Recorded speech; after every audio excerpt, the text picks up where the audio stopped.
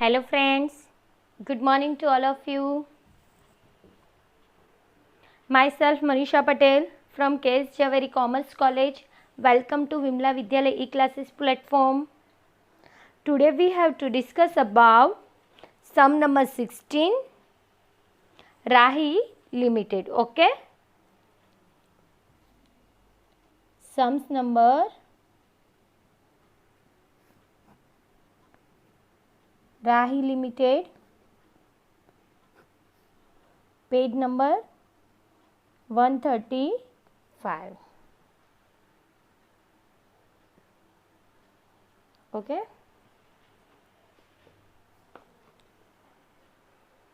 First आप ये जो सम से उसके स्क्रीनशॉट ले लो. ओके.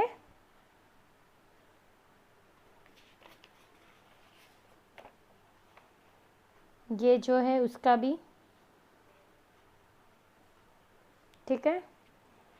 देखते हैं अभी क्या दिया है सम्स में. First, from the following statement of financial position of Rahi Limited as at 31st March 2013, compute the following ratio for the year and make brief comment on each of them. Okay, 2013. अभी balance sheet दिया है. liabilities then assets total 77 lakh. Additional information में क्या दिया है? Sales is ₹60 lakh, purchase is ₹35 lakh, average stock 3,20,000, sales, administrative and financial expenses ₹6 lakh. Assume tax rate at 50%. Okay. Taxation जो दिया है tax rate 50%. Then 360 days to be taken over for the year. हमें जो debtors यानी creditor ratio दोनों लेना है तो उसमें हम कितने डेज लेंगे? 360 डेज. ठीक है. आगे वी हैव टू फाइंड या calculate some ratio. First gross profit ratio, return on equity share holder fund, current ratio, debtor ratio, stock turnover ratio, operating ratio, then net profit ratio. ये सभी ratio हमें find out करना है.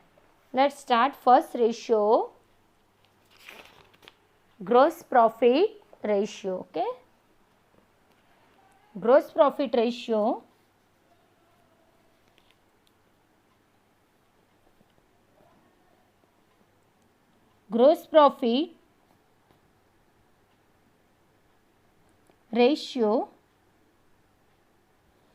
is equal to gross profit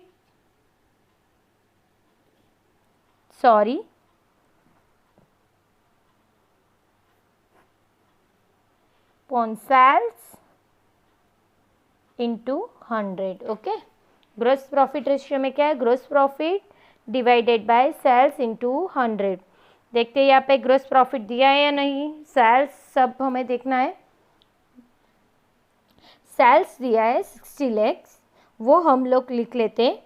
purchases दिया है, average stock दिया है, sales, administrative, financial expenses दिए, लेकिन यहाँ पे ग्रोस प्रॉफिट नहीं दिया. तो हम क्या करेंगे? ग्रोस प्रॉफिट अगर नहीं दिया है तो हम लोग ग्रोस प्रॉफिट हमें क्या करना है? फाइंड आउट करना है. तो कैसे फाइंड आउट करेंगे हम लोग? उसका जो फॉर्मूला है हमारे पास ग्रोस प्रॉफिट का वो अप्लाई करेंगे. Gross profit is equal to sales minus cost of sales. Okay. ये फॉर्मूला हमें अप्लाई करना है. सेल्स हमें दी है, कितनी दी है? 60 lakh. और कॉस्ट ऑफ सेल्स वो दी है हमें. कॉस्ट ऑफ सेल्स देख लेते हैं. नहीं दी तो फिर इतना प्लेस हम क्या करेंगे? छोड़ देंगे. आगे बढ़ते हैं. कॉस्ट ऑफ सेल्स हमें फाइंड आउट करनी है तो उसका फॉर्मूला लिखेंगे. Cost of sales is equal to, कितने सारे फॉर्मूला है लेकिन हमें कौन सा अप्लाई करना है? देखते हैं यहाँ पे. देखो परचेस दी है तो हम परचेस वाला यूज़ करेंगे. Opening stock plus purchase minus closing stock, okay, minus closing stock, ठीक है। अभी ओपनिंग स्टॉक हमें दी है, ओपनिंग स्टॉक में क्या दिया है, एवरेज स्टॉक ही हमें दे दिया है, तो हमें ओपनिंग स्टॉक भी क्या करना है, फाइंड आउट करना है, ठीक है। तो हम क्या करेंगे, क्लोजिंग स्टॉक हमें बैलेंस शीट में दिए, पहले हम लोग एवरेज स्टॉक दिए वो हम लिख लेते, उसका फॉर्मूला अप्लाई करते, ये रहने देते, आगे बढ़ते हैं, क्योंकि यहाँ पे देखो कॉस्ट ऑफ सेल्स नहीं दिया हमें, ठीक है। ओपनिंग स्टॉक हमें क्या करना है, एवरेज स्टॉक जो दिया है वो फॉर्मूला हम यूज़ करके अपने ओपनिंग स्टॉक को ढूंढ सकते हैं, फाइंड आउट कर सकते हैं। तो देख लेते हैं, average stock is equal to opening stock plus closing stock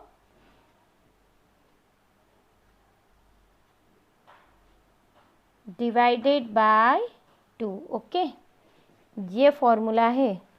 तो हम लोग, हमारे पास ओपनिंग स्टॉक तो नहीं है, तो हम लोग ओपनिंग स्टॉक वही का वही लिखेंगे, लेकिन क्लोजिंग स्टॉक हमारे पास है, क्या कौन कितना है देख लेते, ये बैलेंस शीट में दिया हुआ है, देखो 5 लाख, तो क्लोजिंग स्टॉक हम कितना लिखेंगे, 5 लाख डिवाइडेड बाय 2, और एवरेज स्टॉक हमें दिया है, ये रहा 3,20,000, 3,20,000, ओके। तो हम क्या करेंगे, ये डिवाइडेड है तो हम लोग मल्टीप्लिकेशन कर लेंगे, 3,25,000 into 2 is equal to opening stock, okay, opening stock, और ये हमारे पास है माइनस, ये जो प्लस है तो क्या यहाँ पे आ जाएंगे, तो क्या हो जाएगा, माइनस 5 लाख, ओके। तो 32 into 2 is equal to 64, 6,40,000 minus 5 lakh is equal to opening stock, is equal to opening stock, okay. तो हमें ओपनिंग स्टॉक कितना मिला, 1,40,000, हमारा ये है ओपनिंग स्टॉक, ओके, ये है हमारा ओपनिंग स्टॉक। पता चला मैंने क्या किया, एवरेज स्टॉक का फॉर्मूला यूज़ किया, क्लोजिंग स्टॉक दिया था, एवरेज स्टॉक भी दिया था, डिवाइडेशन में मल्टीप्लिकेशन कर दिया, और ये जो प्लस था वो मैंने इज इक्वल टू के इस साइड लाने से मेरा माइनस हो गया, ये दोनों में से लेस करके 1,40,000 सॉरी, तो ये 1,40,000 है, ओपनिंग स्टॉक मुझे मिला, मैं यहाँ पे लिख लूँगी opening stock 1,40,000, purchase already given, purchase कितना दिए हैं 35 लाख, और क्लोजिंग स्टॉक कितना दिया है बैलेंस शीट में देख लेते हैं, 5 लाख, ठीक है, इतना क्लोजिंग स्टॉक दिया है। तो हम लोग क्या करेंगे, लेस करेंगे 31,40,000, हमें ये क्या मिला, कॉस्ट ऑफ सेल्स मिला। अगर कॉस्ट ऑफ सेल्स मिल गया तो आगे बढ़ते हैं हम लोग, sales minus cost of sales, तो सेल्स तो मिल गया, कॉस्ट ऑफ सेल्स हमें कितना मिला, 31,40,000, ओके। तो कितना आएगा, 28,60,000, ये हमें मिला ग्रोस प्रॉफिट। अब हम इसमें अप्लाई कर लेंगे, 28,60,000 डिवाइडेड बाय सेल्स, सेल्स दिया है 60,000 इंटू 100, तो फिर हमें ग्रोस प्रॉफिट कितना मिलता है वो देख लेते हैं।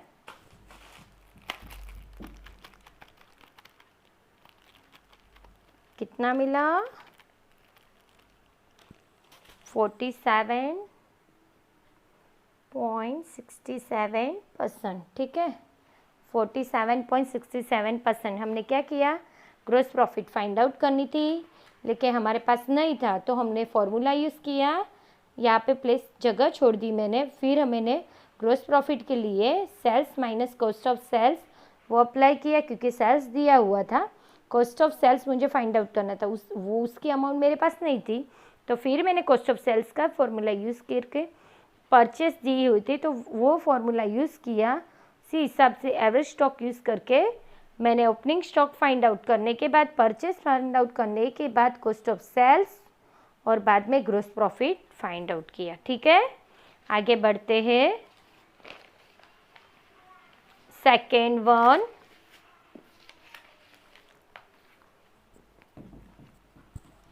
वन है rate of return on equity share holder funds, ठीक है।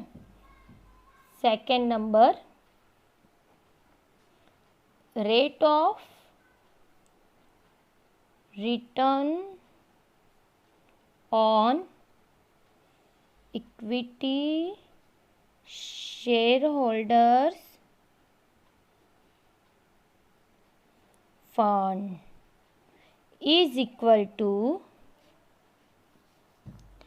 net profit minus preference dividend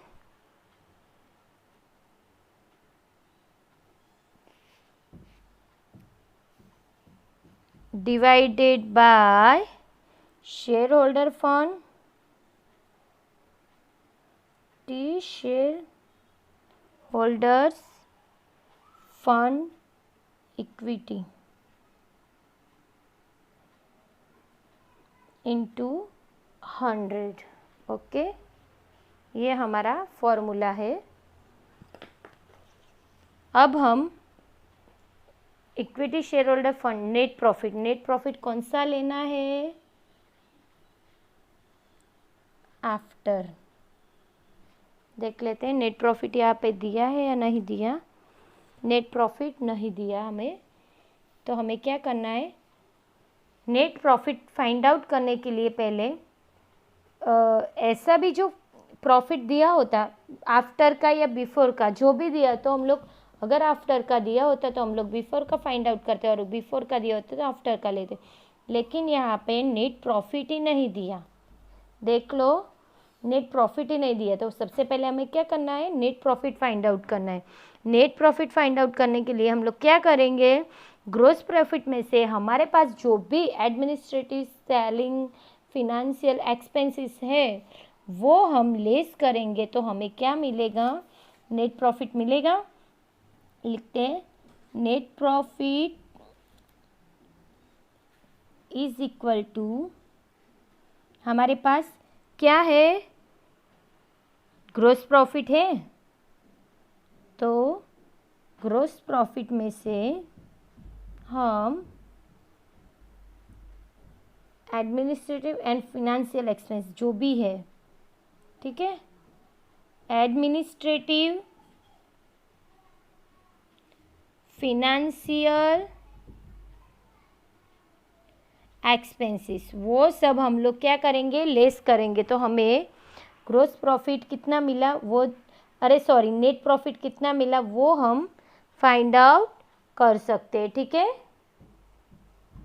gross profit आगे हमने देखा था कितना, 28,60,000 वो हमने फाइंड आउट किया था, और एडमिनिस्ट्रेटिव एक्सपेंसेस ये रहे ना 6 लाख, ठीक है, माइनस 6 लाख यानी कितने आएंगे हमारे पास, 2260, ओके। आगे बढ़ते हम लोग, आगे हमारे पास ये आ गया 2260। अगर ये तो मैंने सोच लिया नेट प्रॉफिट, अभी ये तो बिफोर का, इसमें से हम लोग क्या करेंगे, ये जो नेट प्रॉफिट है ये कौन सा है, बिफोर टैक्स का है, ठीक है, आफ्टर इंटरेस्ट बिफोर टैक्स के। इसमें से हम टैक्स कितने परसेंट, ये रहा है 50%।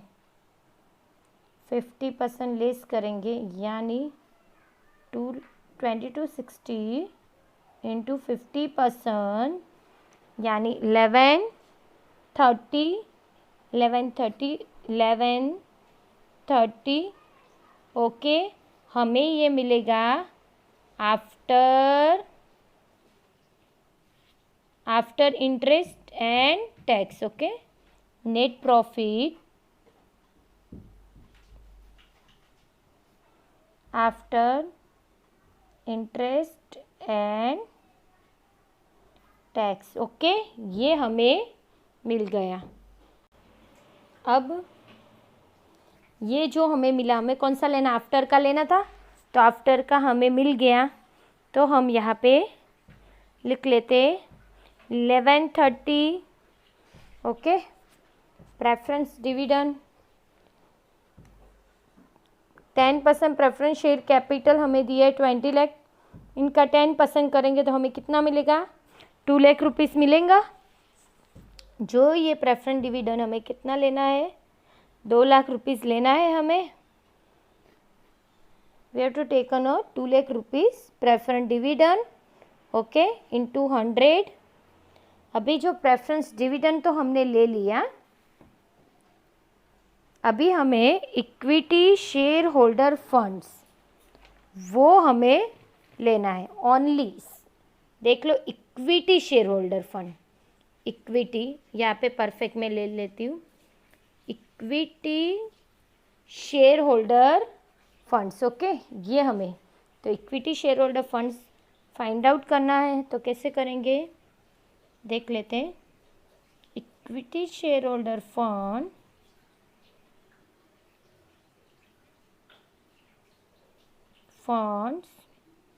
इज इक्वल टू, फर्स्ट लेंगे हम लोग इक्विटी शेयर कैपिटल,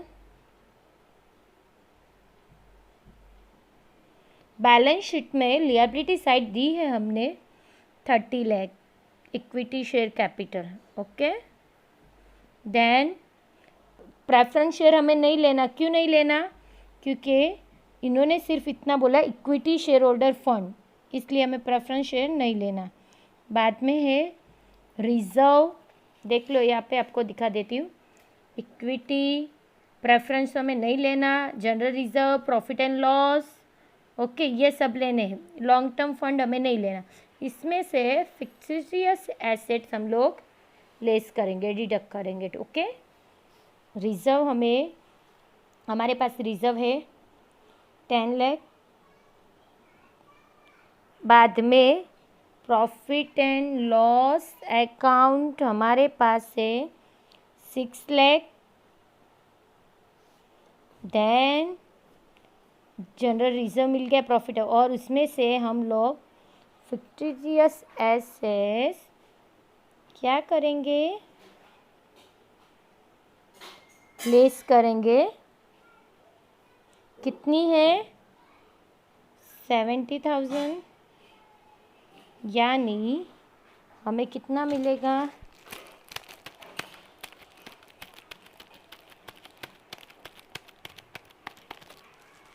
ओके, कितना है देख लो, 45 लाख 30,000। ठीक है, इतनी हमारे पास इक्विटी शेयर होल्डर फंड्स हो गए हमारे पास।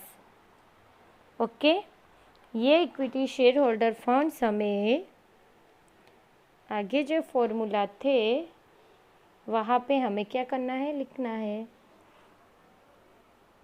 45 30। ओके, 45 30 अभी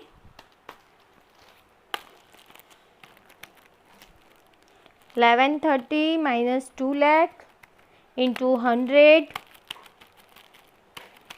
डिवाइडेड बाय 45 30, यानी 20.53% हमें क्या मिला, इक्विटी शेयर होल्डर फंड्स। देख लो एक बार फिर से, मैंने rate of return on equity share holder funds का फॉर्मूला लिया। उसके बाद मैंने वो formula net profit minus preference dividend divided by equity share holder fund in 200, उसमें जो भी अमाउंट था मैंने वो लिख लिया। नेट प्रॉफिट नहीं थी, तो मेरे पास नेट प्रॉफिट फाइंड आउट करने के लिए वो जो फॉर्मेट मैंने आपको आगे बताया था वही फॉर्मेट मुझे यूज़ करना है, लेकिन वो फॉर्मेट यूज़ करने के लिए मेरे पास नेट प्रॉफिट होनी चाहिए।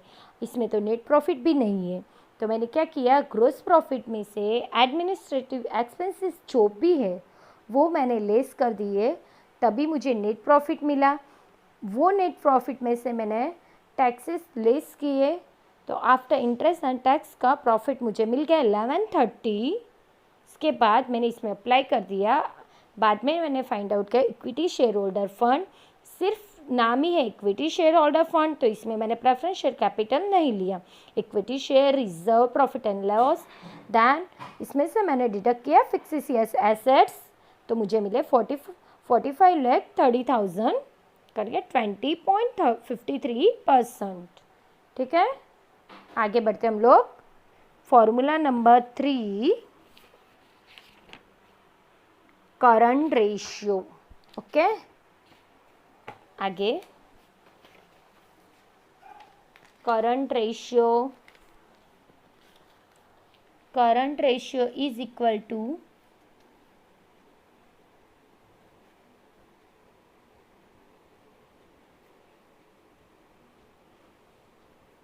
current assets divided by current liabilities।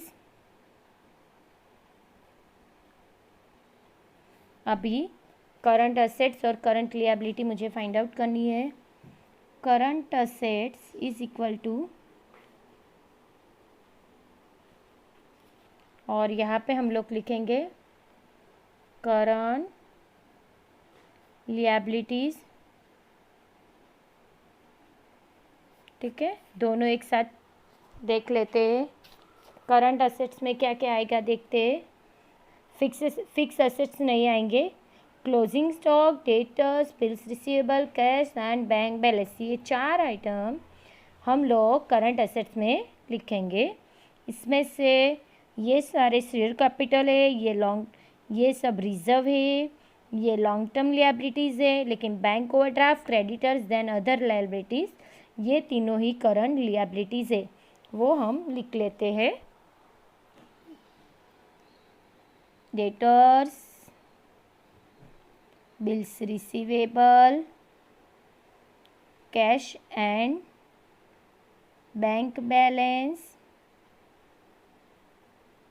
ठीक है, और क्लोजिंग स्टॉक वो रह गया, वो भी लिख लेते। क्लोजिंग स्टॉक है 5 लाख, डेटर से 8 लाख, दैन बिल्स रिसीवेबल है 50,000, 2,80,000। तो हमें टोटल करना है, तो क्या मिला हमने 60,30,000।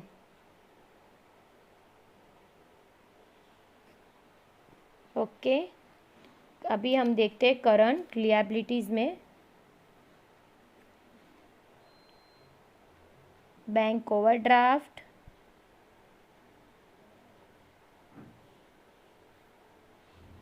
Creditors, other liabilities,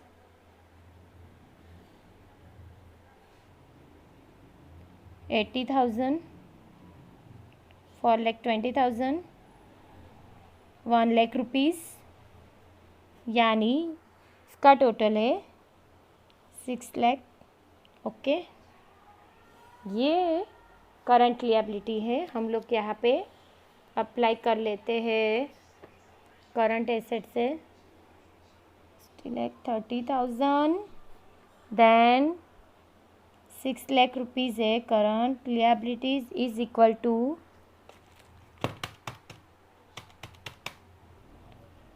2 2.72/1। ओके, ये हमें मिला current ratio. All of you understand? ठीक है, आगे बढ़ते हम लोग। अभी सेकंड नंबर हमारे पास, फोर्थ नंबर है। कौन सा रेशियो देखते? Debtors ratio. Debtors ratio is equal to debtors plus bills receivable divided by credit purchase, sorry credit sales. Purchase तो कहाँ पे आएगा? क्रेडिटर रेशियो में, वर्किंग डेज। ओके, क्या किया? Debtor plus bills receivable divided by credit sales into working days. तो हमें अब डेटर रेशियो फाइंड आउट करना है। तो फिर हम क्या करेंगे? हमारे पास जो डेटर्स है एसेट साइड, वो लिखेंगे 8 लाख। बिल्स रिसीवेबल भी दिया है 50,000। क्रेडिट सेल्स नहीं दिया, लेकिन डेज दिए हैं 360 डेज। अभी हम लोग देखेंगे क्रेडिट सेल्स के लिए कुछ इंफॉर्मेशन हमें दी है, जो उसके हिसाब से हम लोग फाइंड आउट कर सकते हैं। देखो, कुछ भी नहीं दिया, यानी जो हमारा टोटल सेल्स है उसे ही हम क्या समझेंगे? Credit sales. यानी जब भी क्रेडिट सेल्स नहीं दिया हो तो जो हमारा टोटल सेल्स है वही हम लोग यूज़ करेंगे। ओके, 60 लाख। ठीक है,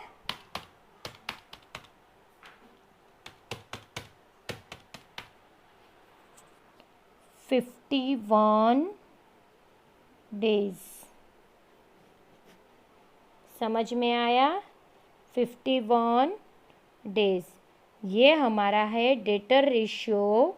हमने फाइंड आउट किया है इसका। समझ में आया? 51 डेज। चलो आगे, next ratio, stock turnover ratio. 5 number, stock turnover ratio.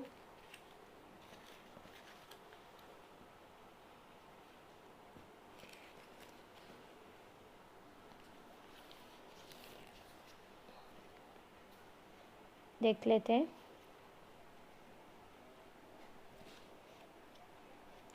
Stock turnover ratio is equal to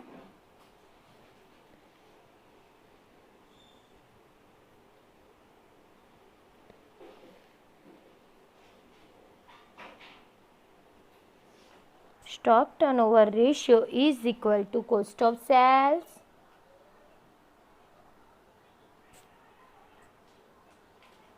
divided by average stock. Okay, बस हमें फॉर्मूला लिखने हैं, उसमें जो भी दिया है वो डालना है। अभी जो स्टॉक टर्नओवर रेशियो में कॉस्ट ऑफ सेल्स, वो हमें लिखनी है। कितनी दी है कॉस्ट ऑफ सेल्स? देख लेते हैं। आगे हमने फाइंड आउट किया था कॉस्ट ऑफ सेल्स कितनी थी? 31,40,000। आगे हमने देखा था स्टॉक टर्नओवर रेशियो में कॉस्ट ऑफ सेल्स हमने फाइंड आउट की थी। ठीक है, फर्स्ट जी रेशियो में 31,40,000। और एवरेज स्टॉक वो भी टेक्स्ट बुक में दिया है 3,20,000, वो भी दे दिया है। ये दोनों ही दिया है, तो सिर्फ हमें क्या करना है? इसमें लिखना है 9.81 टाइम्स। ओके, ये मिला हमें स्टॉक टर्नओवर रेशियो। अब हम इसके बाद का 6 नंबर का देखते हैं। कौन सा है? Operating ratio. Operating ratio is equal to वही फॉर्मूला हमारा कॉस्ट ऑफ सेल्स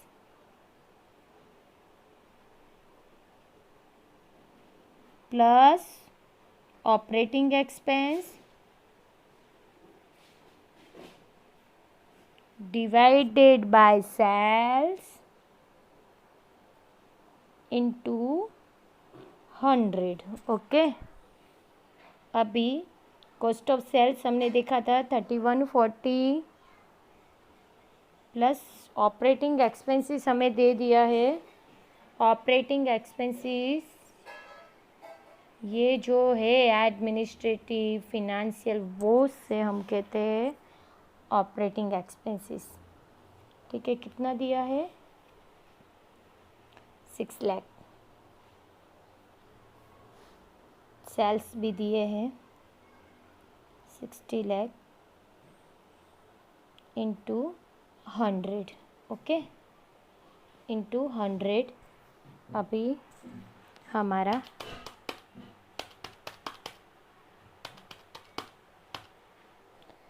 62.33%, ये हमारा होगा ऑपरेटिंग एक्सपेंस।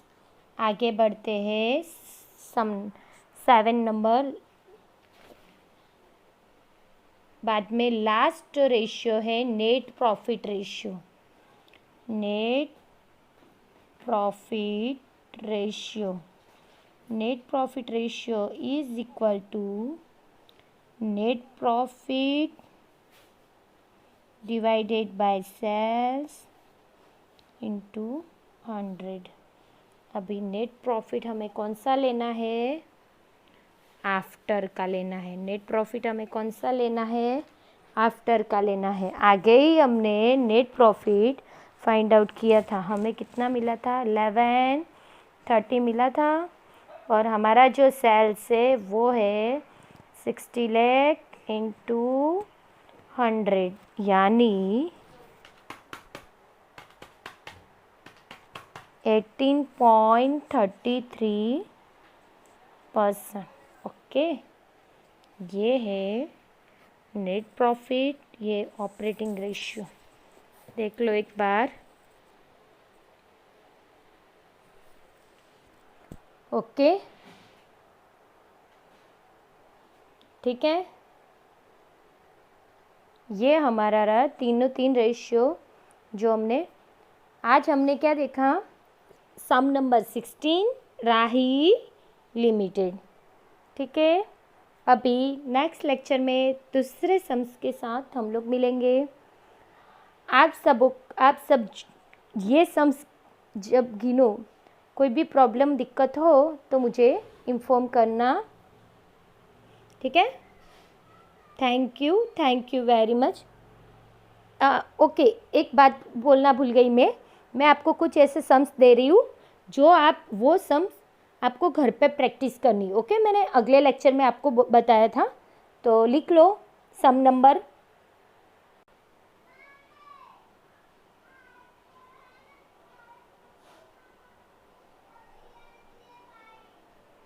ओके, देख लो सम नंबर 4 और 20, प्रणव और दर्शन, ये दोनों सम आपको घर पे इसकी प्रैक्टिस करनी है। अगर आपको इसमें सॉल्यूशन ना मिले और कुछ भी प्रॉब्लम हो तो मुझे इन्फॉर्म करना। Thank you very much.